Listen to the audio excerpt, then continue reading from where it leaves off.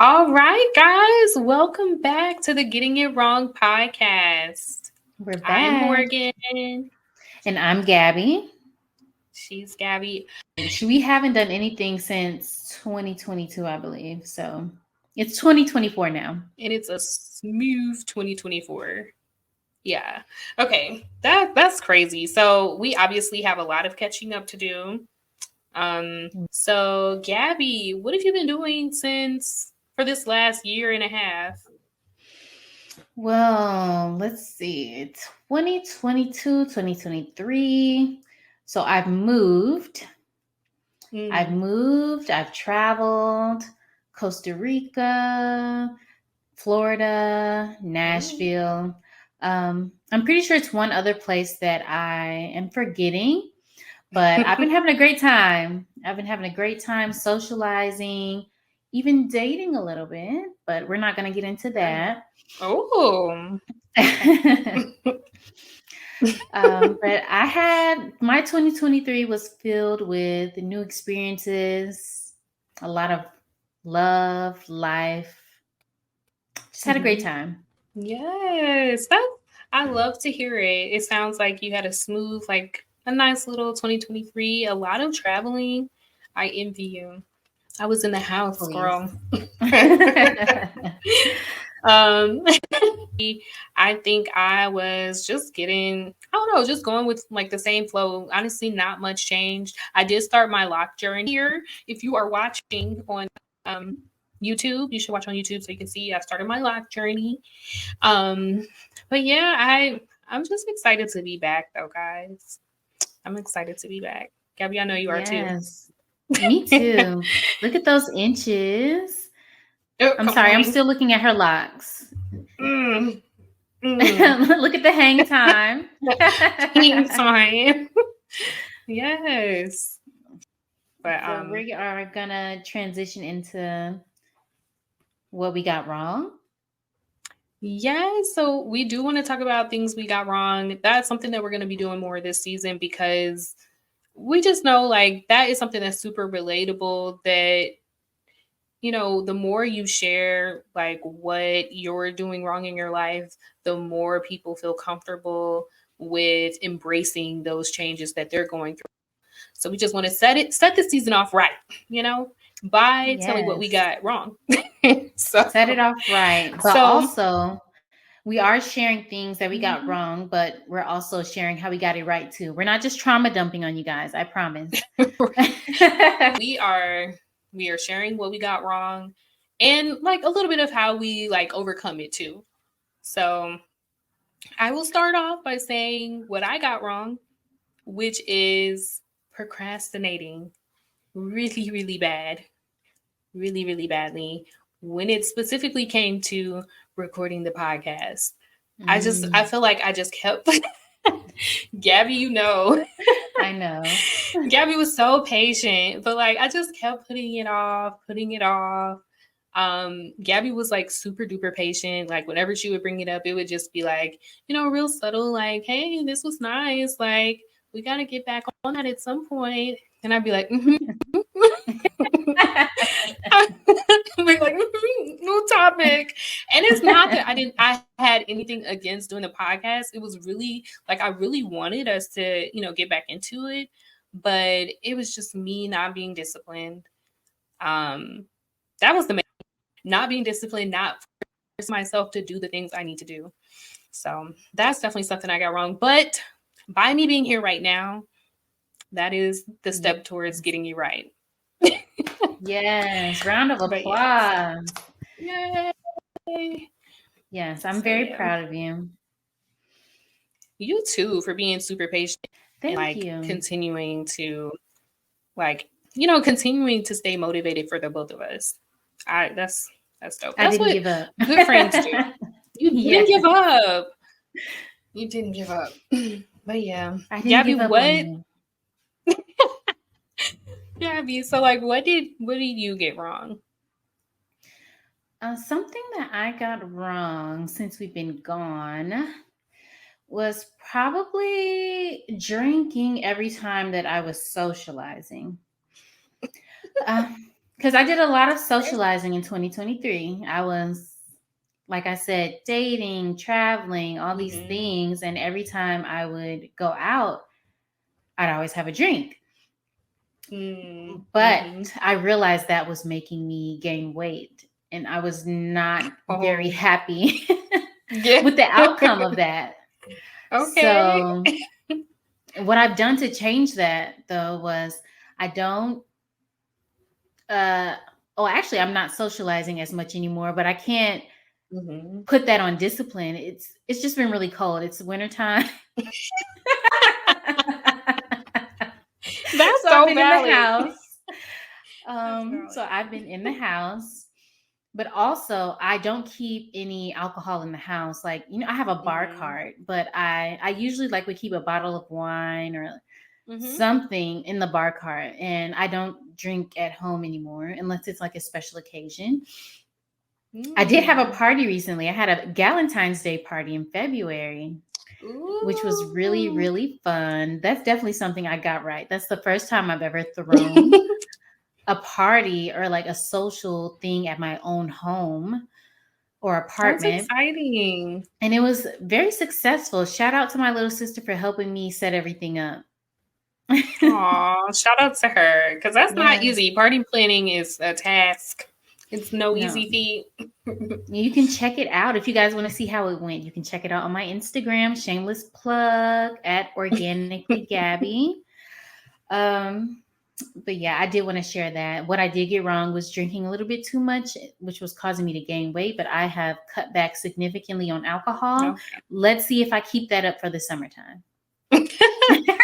Yeah. No, that's so important to like recognize the things that you are actually doing wrong.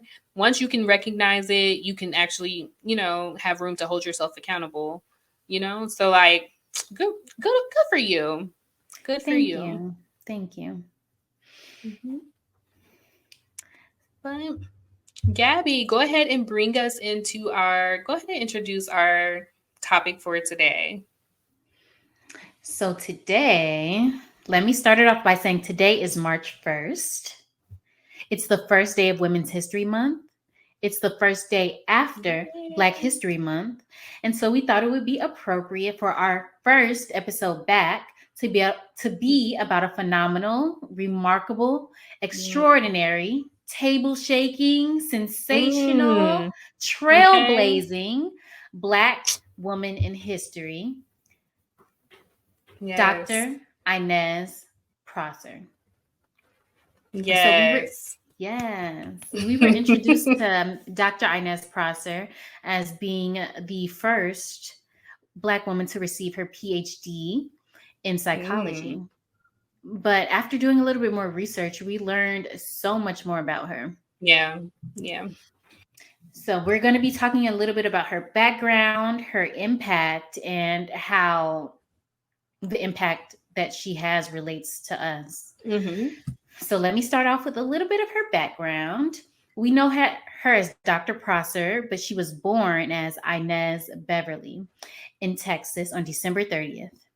It was a little bit hard to find her exact birth year because it was different in different places, but I just went by her death certificate that says she was born in 1895. Okay. So she was born to Samuel Andrew Beverly and Viola Hamilton. She's the oldest of 11 children. That's way different. That's a big difference. But she's the second of 11 children. Oh, okay. And she has an older brother. Her only sibling that's older than her is her brother, Leon.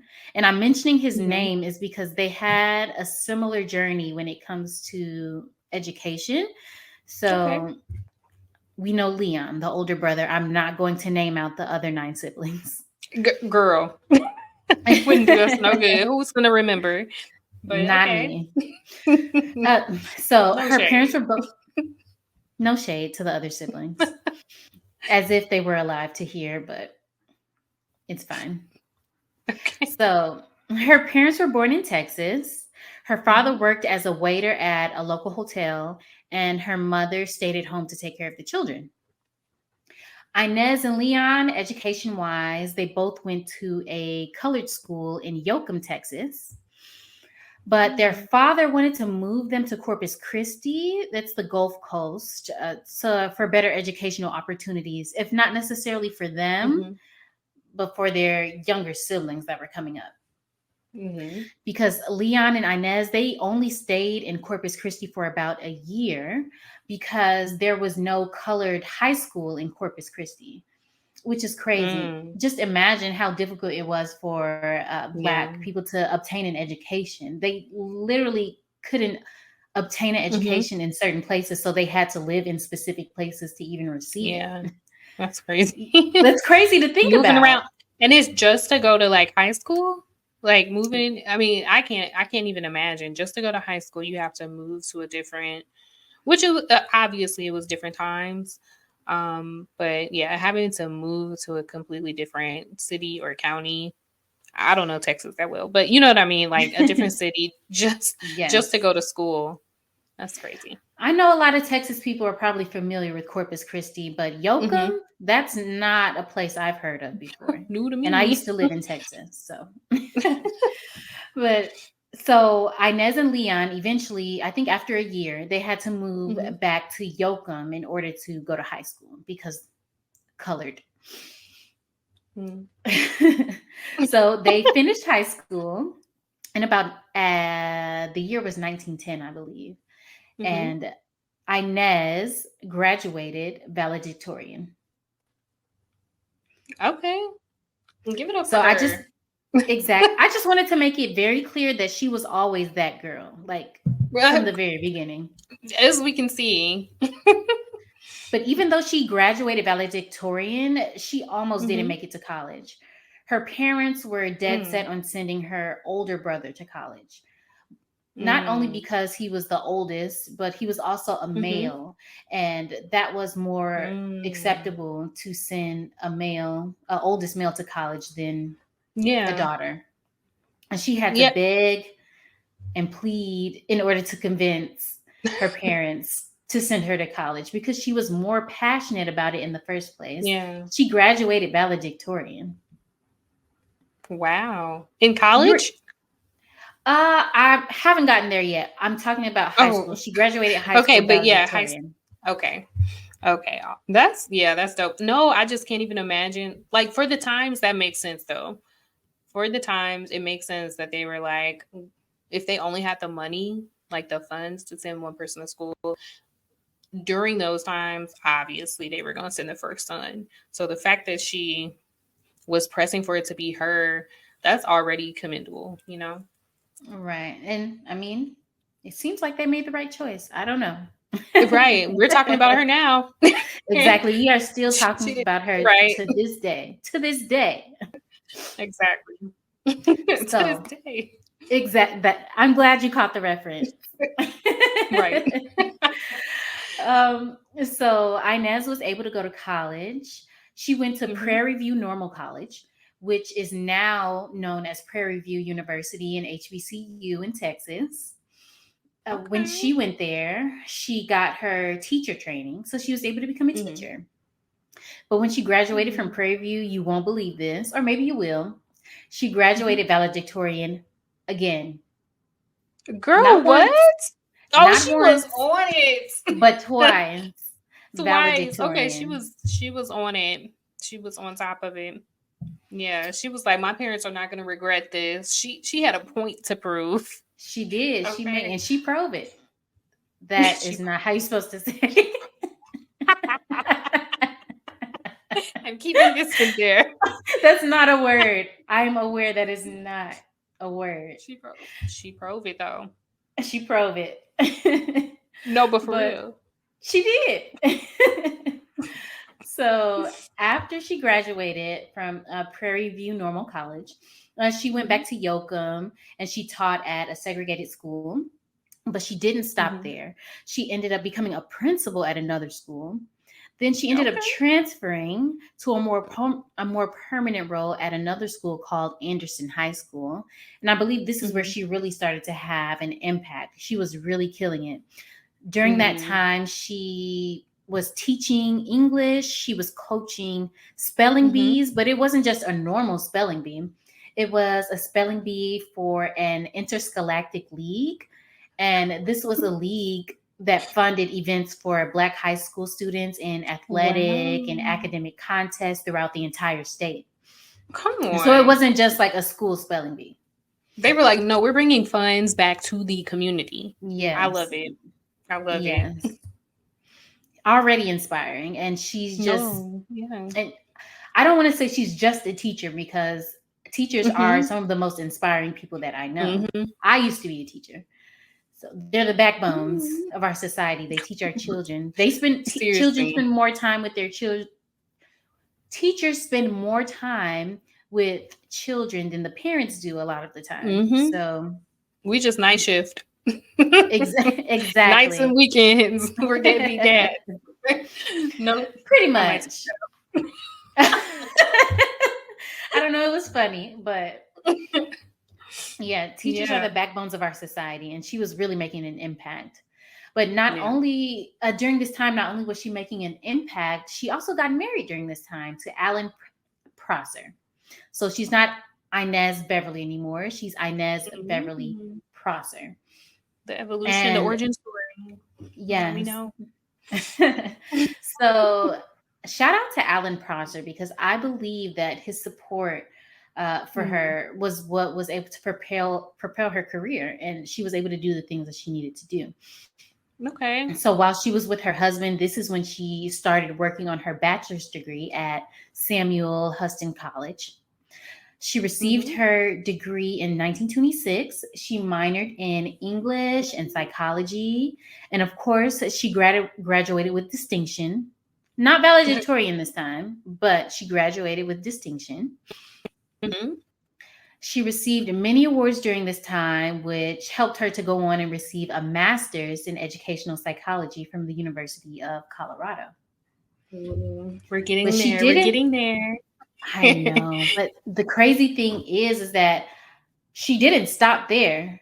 She Right. went on to get her PhD in psychology. And that is Wow. where her impactful, I don't want to say that's where her impactful research began, but the research that people still talk about today is when she was receiving her PhD Exactly. in psychology. Exactly. Yes, which leads to what I was getting at, the impactful portion, which honestly all of it is interesting, all of the background is impactful. However, what people talk about today is her research that she did, her dissertation. She specifically was studying how segregation impacts Black children, or I'm sorry, how desegregating schools impacted Black children. So she went in to say, I'm just going to read a little bit of the details. So the students enrolled in racially mixed schools were found to be more introverted, struggle more with social maladjustment, and experience more dissatisfaction with family and teacher relationships. With that being said, she was touching on the fact that segregation was, I don't want to say it was desegregating the schools, basically had an impact on Black children that was not necessarily positive. The way we think of the civil rights movements and the ending of like Jim Crow as like a positive thing. But when she was doing this research, she saw that it was impacting students in a negative way in some aspects. So before we go on, I just want to kind of put Gabby on the spot here.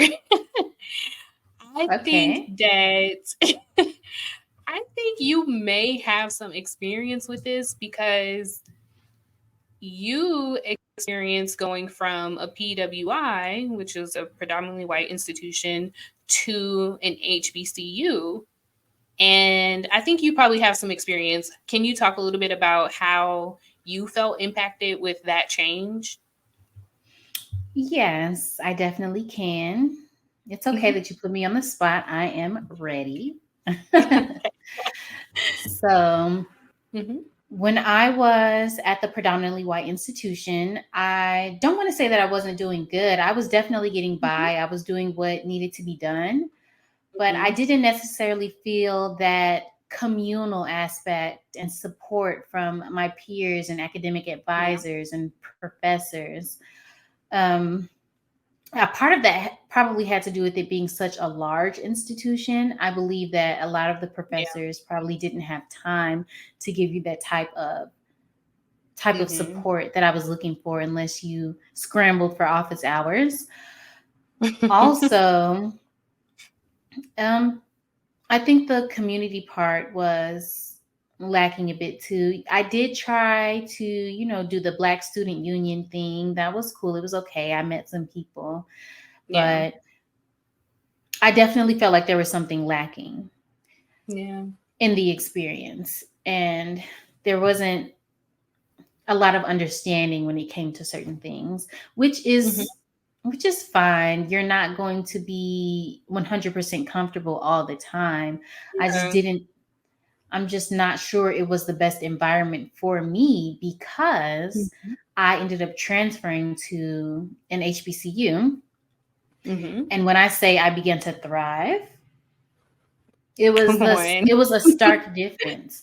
I Wow. felt like such a little fish in a big pond at the other university.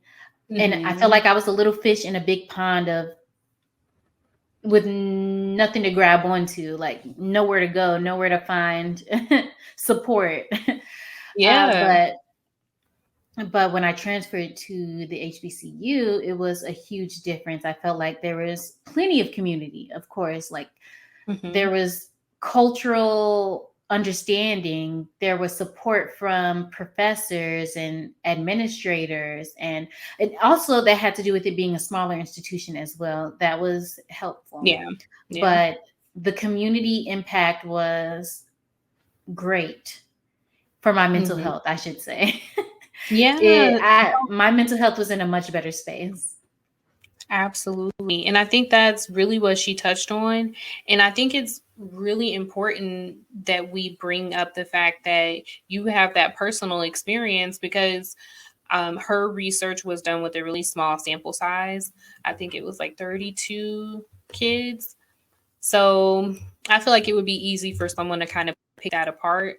But just the simple fact that you have that experience even today, like in this day and age, which is like what it's almost a smooth 100 years later.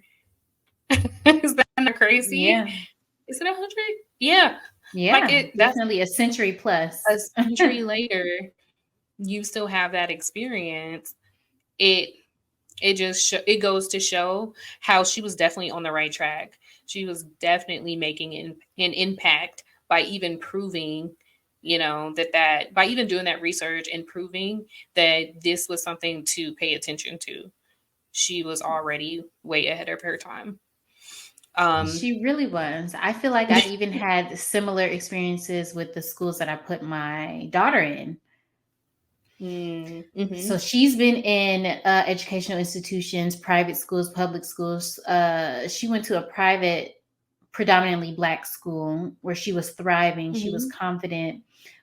But we ended up moving and transferring to a public school, which was a highly ranked public school, probably top public school in the city. But it was a mm-hmm, predominantly white public school. And mm-hmm, I don't want anyone to listen to this podcast and get the wrong idea like we're just ragging on white institutions. No, these mm-hmm. institutions are great. They have their place, but we're just talking about the psychological impact that it can have Yeah. on a person of color, specifically a Black person, Mm-hmm, because we are Black and we have had these experiences.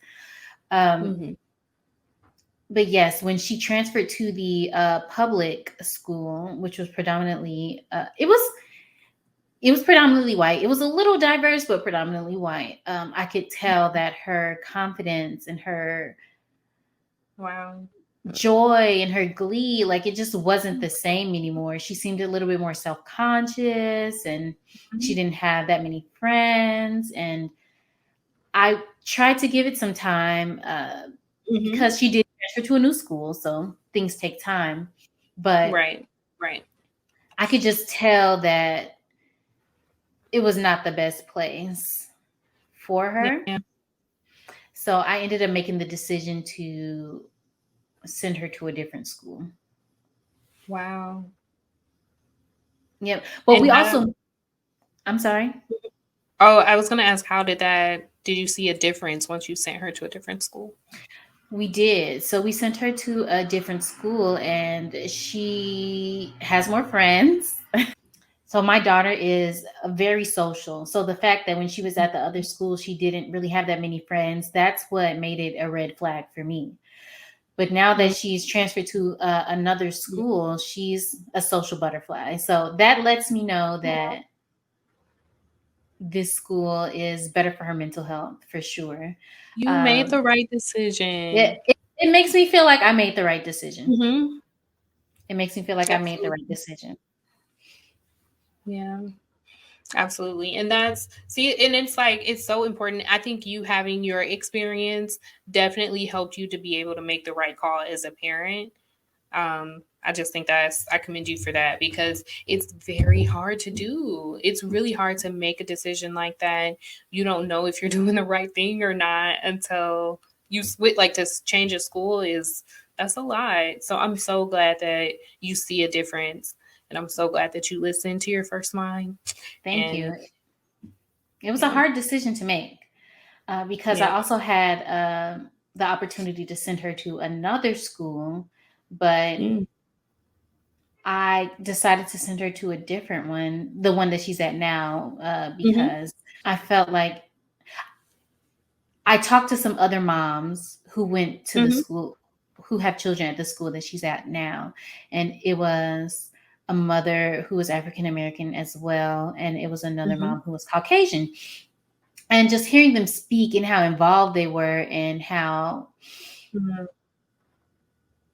these two parents were friends and they were, of different races and ethnicities. And hmm, it just gave me the feeling that my daughter would hmm. thrive. Yeah, yeah. Absolutely. So, yeah, for me, I feel like when I put my daughter into the school she's at now, it's supposed to be like a really prestigious school. But I do notice sometimes, like, we changing schools in general is hard. She doesn't always feel as confident or isn't as excited about certain things when it comes to school. And I think that that definitely has an impact. I don't plan on changing her school though.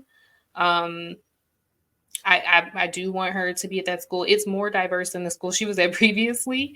And I don't think because of the area we live in, there are very many options for diverse schools. However, if you're in a situation like mine, there are some alternatives to, having the like your kids environments where they are with other kids that are like them. So they have that, balance and they're able to also build that confidence somewhere. So, like for me, putting like her going to church, we go to a predominantly Black church. So for her, and she's made friends there that she loves and enjoys that look like her. So having, that outside of school has helped her too. Um, and then there's some more things I'll get into later, but that's also, an option if you are a parent like us and you are, dealing with something similar. You have the option of putting not only just putting them in different schools, but like putting them in programs and outside activities that build that confidence somewhere. Yes, yours is the most logical option. There were other reasons that we switched schools, but that was a big one for me. So I feel like Mhm. more parents would probably be in your position because you can't just up and switch schools. You know what I'm saying? So Yeah, not all the time, but yeah, if I could, honestly, I would have. But this is just another option we have. yeah, thank you for It's just sharing. another option. Yeah. So Gabby, back to Inez. I think you might have some like pretty interesting facts that we could, I hear about. do. I do. I have a few interesting facts about Dr. Mhm. Prosser, Miss Inez. No, let me put some respect on her. Dr. Inez. Come on. Um, One interesting fact is she paid for her siblings' education. Wow. So she did have nine other siblings, right? But all of them graduated high school, but only six of them went to college. But she created Mhm. a college fund in order to get them through college. Wow. That's That's insane. crazy. She got six of them through college. Yes, Girl, what? she paid for their education. That's crazy. Like I can't even imagine. Not only I was have one she kid to get through college. I can't and I'm like, I'm scratching my head at that one, you know? She and got another, six. Mm. okay, I was just going to say another interesting fact, which was probably a contributing factor on how she was able to Mhm. send her siblings through college, is that she did not have any children. So she wasn't worried about sending kids to college. But she was definitely able to get her siblings through and leave a legacy of her own. Mm. I really commend her husband, Mr. Prosser, for the support that he gave her, because not only was she able to get her bachelor's, her master's, her doctorate, It's she was able crazy. to create a fund to get her siblings through college. I'm like, by the support of her husband and the grace of God, you could do it. She could do anything. Right. What else? For I'm pretty sure real. if I did a little bit more digging, I could find way more. That's crazy. And I do Yeah. have one more fact. It's a little bit Mhm. morbid. So if you guys don't want to hear anything sad, you can stop Okay. the podcast now. But she did die at the age of 38. It Wow. was, she died by a car accident. She was riding in a car with her brother and someone Mhm. else. I can't remember at the moment. They got into a car accident.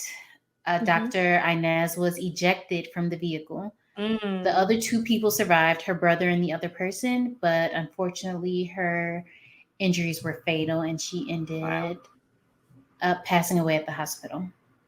Mm. Yeah. Yes, but even though she had a tragic end, she was able to leave such a beautiful legacy.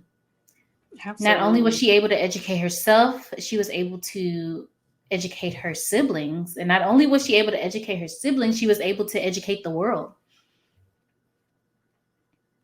Yeah. Absolutely. I just can't well, first off, God rest her soul. That's a terrible way. That sounds absolutely awful. Like an awful way to pass. Um but yeah, she just did so much. I just can't even imagine if she were able to like live out more of her life, like how far and how far she would have gone, how impactful she would have been. I really can't even imagine because I think, it's something that impacts us now. Um I hear people talk about all the time how psychology is founded, specifically by like white males, and how some of like like the roots of therapy do not necessarily always apply to us culturally.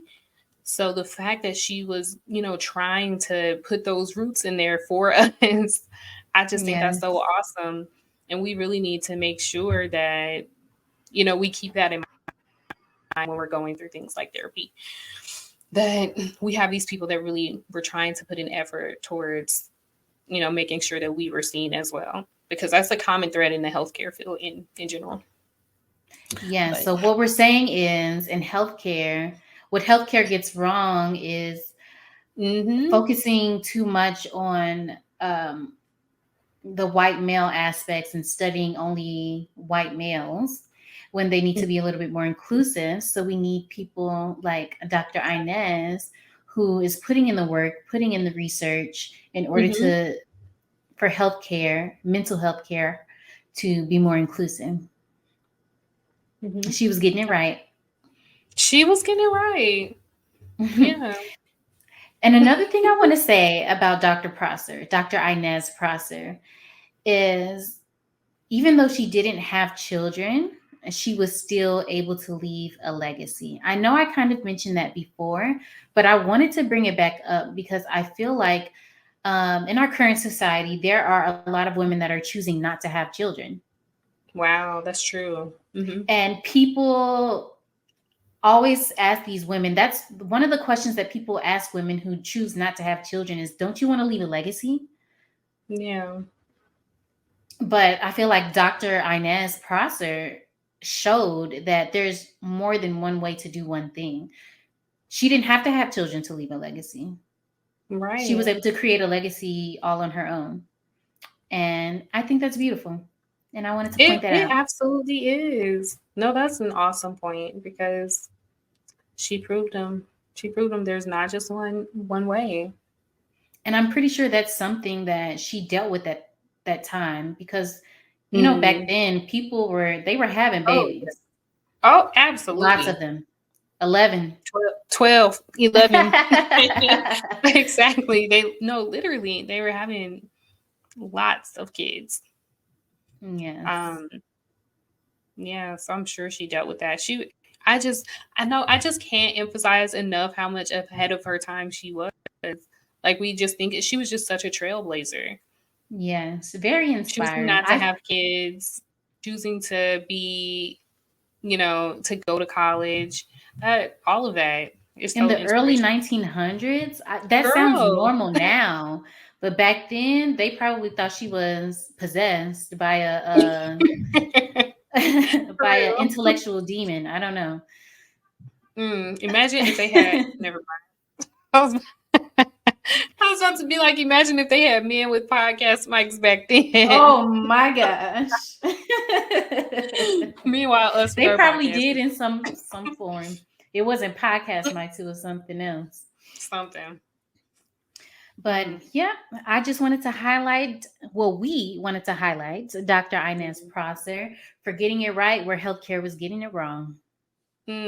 Absolutely. Or should I say getting it right when psychology was getting it wrong. Psychology. Specifically, you're right. Psychology. Healthcare is still getting it wrong. True. So but that's all that we have. That is all we have. Right. We could sit here and talk to you guys all day, but it is getting late. Yeah. And we are tired. So we'll catch you next time. Bye.